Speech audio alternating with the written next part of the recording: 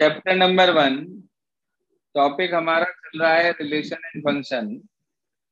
Relation function में examples की series में एग्जाम्पल नंबर 11 तक मैंने आपको एक्सप्लेन कर दिया था, और 12th एग्जाम्पल में सिर्फ आपको जो है एग्जाम्पल्स देने हैं कुछ ऐसे रिलेशंस के जिसमें कोई रिफ्लेक्सिव होगा, कोई सिमेट्रिक होगा, कोई ट्रांजिटिव होगा, कोई दो होंगे, कोई एक नहीं होगा।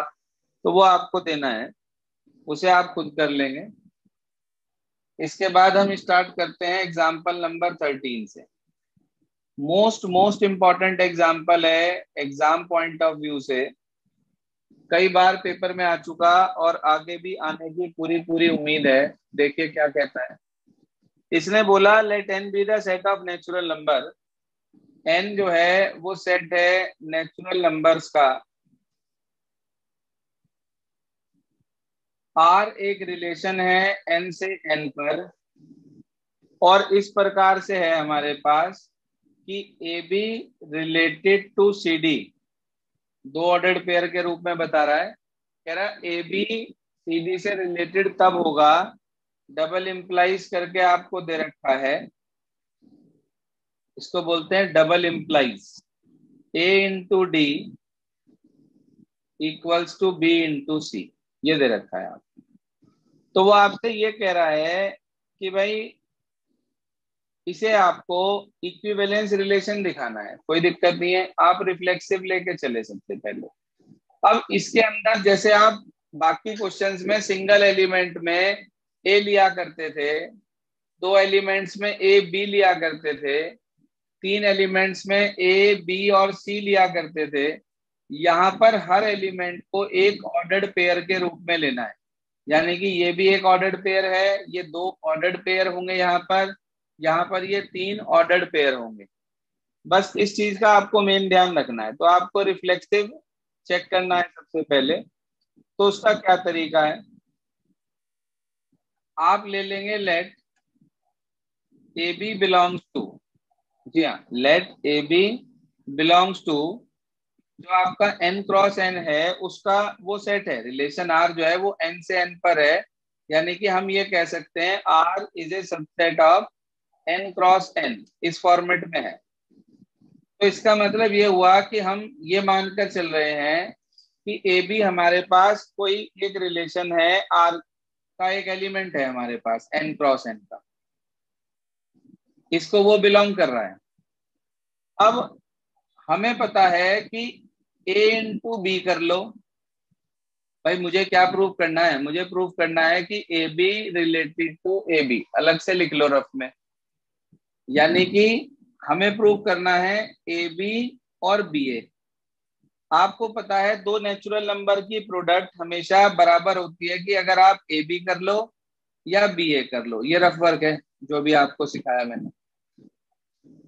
तो आपको पता है कि भाई since A B equals to B A, आप कह सकते हैं कि natural multiplication of natural number, multiplication of natural number holds commutative property. छोटी क्लास में पढ़ाई जाती है कॉम्यूटेटिव प्रॉपर्टी, याद है क्या आपको? A B equals to B A. Yes sir. तो अच्छा एक बात बताओ, अगर A B equals to B A आ गया, देखो A B related to C D कब था? जब ये वाला इसके साथ मल्टीप्लाई, ये वाला इसके साथ मल्टीप्लाई, आपस में इक्वल आ जाए। अब A B equals to B आया तो इसका मतलब ये हुआ कि A B related to A B हो गया। भाई तभी तो आया होगा ए बी और बी ए। बोलो जी, हो गया A B related to A B?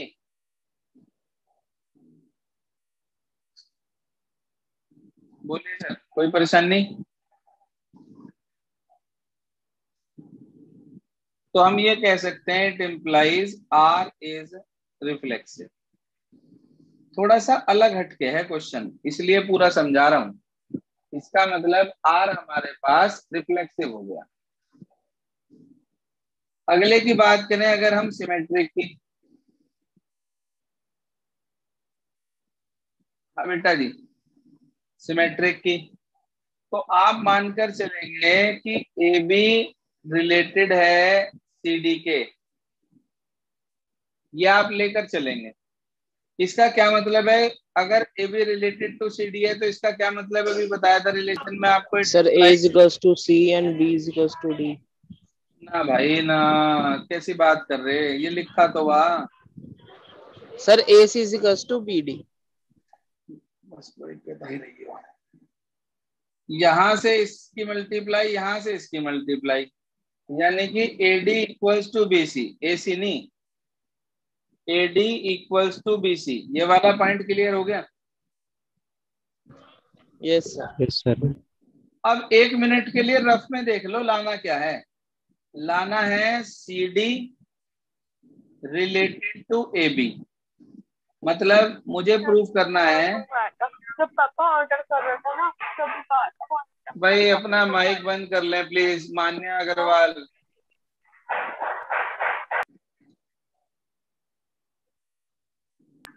Yes sir. बेटे माइक बंद करके ऑर्डर करवा लो जो करवाना।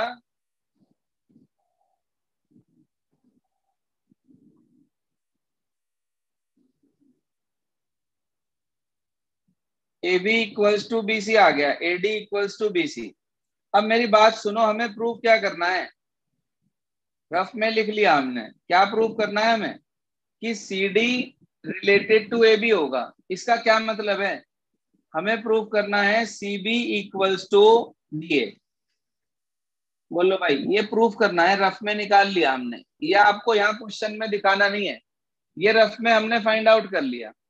अब हमें किसी भी तरीके से ये बना लें अगर हम यहाँ पे, तो automatically C D related to A B हो जाएगा। बोलो भाई, इतना पॉइंट समझ में आया? Yes sir. ये ऐसे क्वेश्चन है, इन्हें समझाने में 1-1 घंटा लग जाता है, एक क्वेश्चन को कराने में।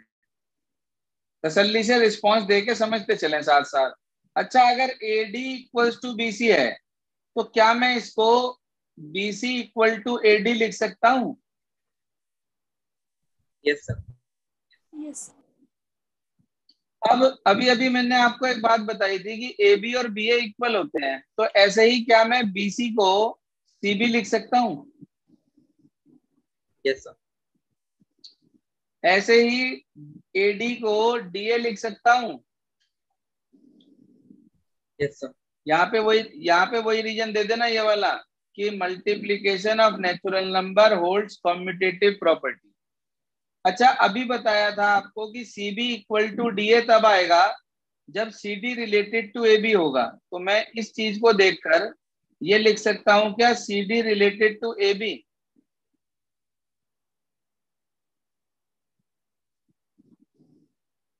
बोलो भाई टीम इंडिया। आप लेकर चले थे A B related to C D, आपने दिखा दिया C D related to A B, तो इसका ये मतलब हुआ it implies R is symmetric. बताइए, अगर नहीं क्लियर हुआ तो दोबारा समझाऊं? भाई क्वेश्चन मोस्ट इंपॉर्टेंट है, पेपर में आने की पूरी पूरी उम्मीद है मुझे। रिफ्लेक्सिव देख लें और सिमेट्रिक देख लें, क्लियर हो गया तो ठीक है, आगे चलें, नहीं तो पहले इसे बताएं। सर हो गया। बोर्ड में। क्या कह रहे शिवांश? सर बोर्ड में। क्या बोर्ड में? ये वाला क्वेश्चन। हाँ, पूरी पूरी उम्मीद रहती है इसके आने की, मोस्ट इम्पोर्टेंट क्वेश्चन है। सर बता दो एक बार। सर एक बार सिमेट्री वाला क्वेश्चन समझाओ। देखो, हम लेके चले A B related to C D. अब तक हम क्या करते थे, दो एलिमेंट लेते थे। अगर हमारे पास मान लीजिए हमें रिफ्लेक्ट सिमेट्रिक दिखाना होता था तो हम दो एलिमेंट लेते थे, ए और बी। अब ऑर्डर्ड पेयर में काम चल रहा है तो हम दो ऑर्डर्ड पेयर लेंगे कि A B related to C D. अगर हमने शो कर दिया कि C D related to A B तो ये सिमेट्रिक हो जाएगा। C D related to A B का मतलब हमें क्या प्रूव करना है, हमने रफ में निकाल लिया, सी बी को डी ए के इक्वल दिखाना है। तो भाई अगर ए बी सी डी के रिलेटेड है तो क्वेश्चन में देखकर हमने बताया कि अगर A B related to C D है तो इसका मतलब क्या होगा कि A into D B into C के बराबर होगा। बताओ जी, ये वाला पॉइंट ओके? Yes sir. तो अगर A B related to C D था बेटे, उसे आपने लिख दिया A इंटू डी बराबर B इंटू सी। फिर आपने इसे इधर लिख दिया, इसे इधर लिख दिया, B C equal to A D, क्योंकि मुझे ये बनाना है। बीसी को मैंने सीबी लिख दिया, एडी को मैंने डीए लिख दिया, तो मुझे मिल गया सीबी इक्वल्स टू डीए। तो एट वंस मैंने कह दिया C D related to A B, यानी कि आर इज सिमेट्रिक। बताएं भाई, अभी भी ना क्लियर हुआ हो तो दोबारा बताऊं? सर हो गया क्लियर। आके समझो जी।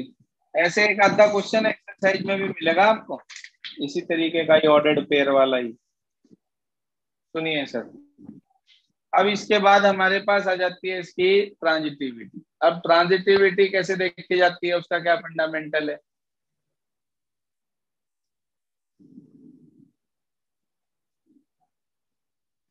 ट्रांजिटिव, तो जैसे आप दो एलिमेंट लेकर चलते थे सिमेट्रिक में, आप रिफ्लेक्टिव में एक, सिमेट्रिक में दो, ट्रांजिटिव में तीन एलिमेंट लेकर चलते थे, तो बिल्कुल उसी तरीके से आपकी बार आपको यहाँ तीन ऑर्डर्ड पेयर लेके चलने हैं। देखो भाई, let A B related to C D and C D related to E F. बताओ भाई, इसमें कोई परेशानी जो आप लेकर चल रहे हैं, इसमें कोई प्रॉब्लम? हाँ या ना करते रहा करो, ताकि मुझे क्लियर होता रहे, आप लोग समझ रहे हैं, आपको समझ में आ रहा है। नहीं कुछ समझ में आ यस रहा सर। तो कोई बात नहीं, वहीं रोक देंगे। अब हमें इसमें प्रूफ क्या करना है, रफ में निकाल लो पहले ही, कि A B related to E F दिखाना है। मैं यहाँ लिख रहा हूँ नीचे कि मुझे A B related to E F दिखाना है, ये बात मैंने रफ में लिख ली। अच्छा, A B related to E F का मतलब मुझे दिखाना है ए एफ इक्वल होगा बीई के, यही तो प्रूफ करना है भाई। यस। अगर मैं किसी तरह A F equal to BE ले आऊं तो मैं एडवांस ये लिख दूंगा, लेकिन मुद्दा है ये कैसे आएगा। आप पहले इन दोनों पे रिलेशन लगाओ। A B related to C D का क्या मतलब हुआ? A D equals to B C and C F equal to D. बोलो जी, कोई प्रॉब्लम? No sir. अब मुझे एक बात देखकर बताओ इसमें, कि आपको ए के साथ एफ चाहिए और बी के साथ ई चाहिए। तो ए के साथ एफ चाहिए, बी के साथ ई चाहिए, तो मैंने इन दोनों इक्वेशन की मल्टीप्लाई कर दी, तो मुझे क्या मिलेगा? A D into C F, C F बराबर बी सी इंटू डी। क्या मैं गलत हूं यहाँ पे? समझ आ गई आपको बात? Yes sir. Yes sir. अब आप इसमें से क्या करेंगे, इसके अंदर से आप ए एफ को अलग कर लो, बीई को अलग कर लो, बाकी को अलग कर लो। ए एफ अलग कर लिया, ये रह गया सी डी। यहां से बीई को अलग कर लिया, ये रह गया सी डी। कोई problem? No sir. No sir.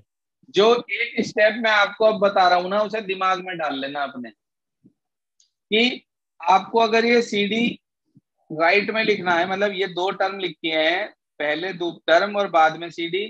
इधर भी दो टर्म लिखी हैं, पहले वो टर्म और बाद में सी डी। तो अगर सी डी इधर बाद में है तो इधर भी बाद में होना चाहिए, और अगर इधर पहले है तो इधर भी पहले होना चाहिए। अब हम सी डी से सी डी को कैंसिल कर देंगे, जिसे हम बोलते हैं राइट कैंसिलेशन लॉ। क्या बोलते हैं? हाँ जी, cancel C D by right cancellation law.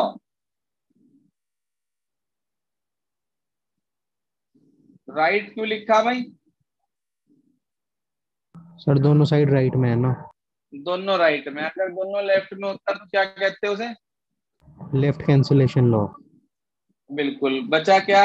A F equal to B. देखिए ना जरा, A F equal to B तो लाना था।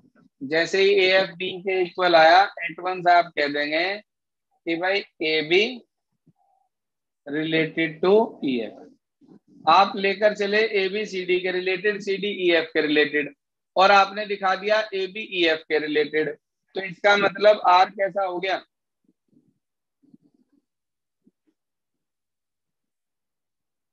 ट्रांजिटिव। ट्रांजिटिव। देखें भाई, बोलो जी, समझ ना आया हो तो दोबारा से समझाया जाए कुछ भी। सर रिफ्लेक्सिव बता दो एक बार। रिफ्लेक्सिव में तो कुछ था ही नहीं यार, A B equals to B A दिखाना था, तो A B equals to B A तो है ही है। आप ये लेकर चले A B into B A B A into B कर लो और बी इंटू ए, दोनों बराबर है। तो इसका मतलब A B related to A B हो गया, तो हम कह देंगे आर कैसा हो गया यहाँ पे? रिफ्लेक्सिव। इसका रिफ्लेक्सिव में तो कुछ है ही नहीं, बिल्कुल सिंपल साधारण सा क्वेश्चन है।